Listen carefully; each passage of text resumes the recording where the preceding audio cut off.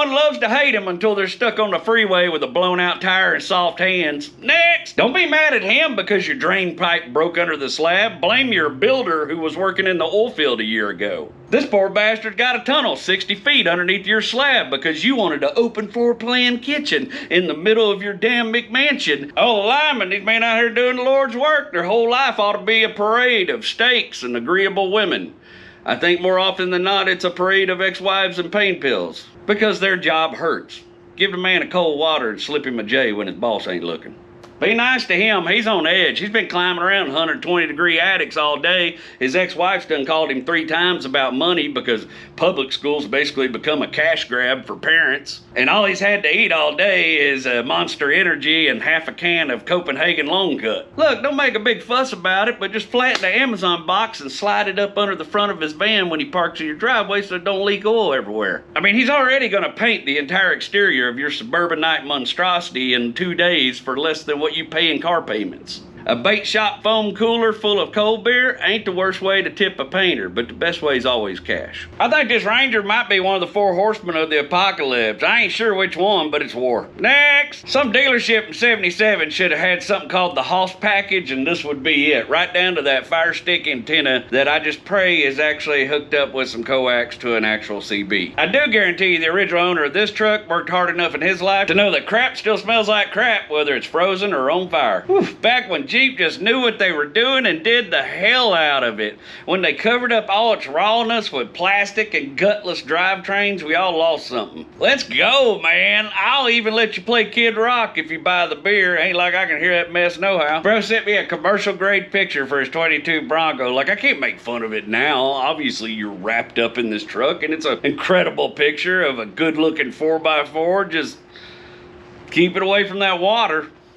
You know, but not too far in case it runs out of water. Ooh, baby, your papa just hollered when he seen that new F-250 Lariat in the field and stream. He got up right then, put on his good boots, drove straight down to the credit union, went right over there to the Ford house with a big old wad of cash, and he just argued with Lonnie until they threw in the toolbox and the comfort accessory package, all for under asking price. They put it right on and brung it to him while he was waiting, and you can't tell that man nothing now.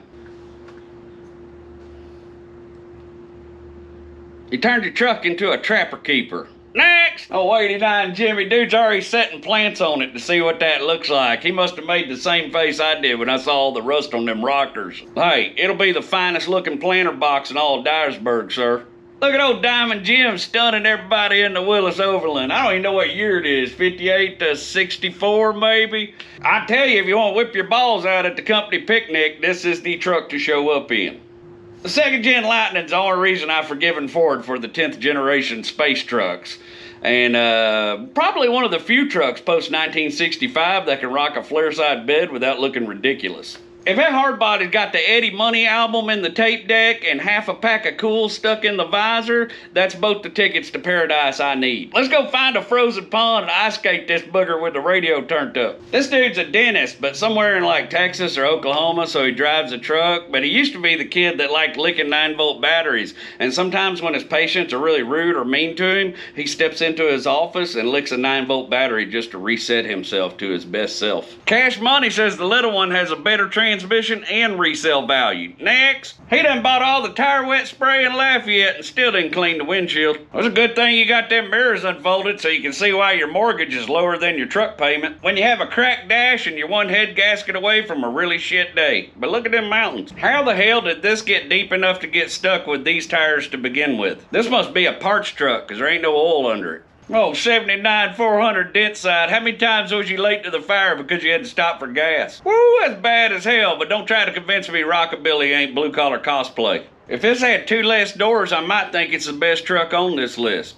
I don't, but I might. Found it. Dually Toyota with a 3-wheeler. If it's got some beaded seat covers from the high-low and smells like oil and pipe tobacco, I'm in. The only acceptable squat is because of a hay bale. Half of this is everything I could ever want in a truck. I think this GMT 400's trying to hook up with your mom. People who park like this always have empty beds. This guy will never ruin your driveway because his truck stores the transmission fluid and coolant together. Woo, 380 horsepower and the insurance bill to prove it. You seen the farm all, the travel all, the carry all, even the Electrol. Now introducing the 1957 Leak-All. That's the perfect drunk camping rig. You'll never lose that in the woods. Hell yeah, I just need a 5th Canadian Hunter and a Rush cassette to be today's Tom Sawyer. Look at old Diamond Jim showing up with $2,000 worth of wood bed. You just showing out now. You can get a replacement bed for $500.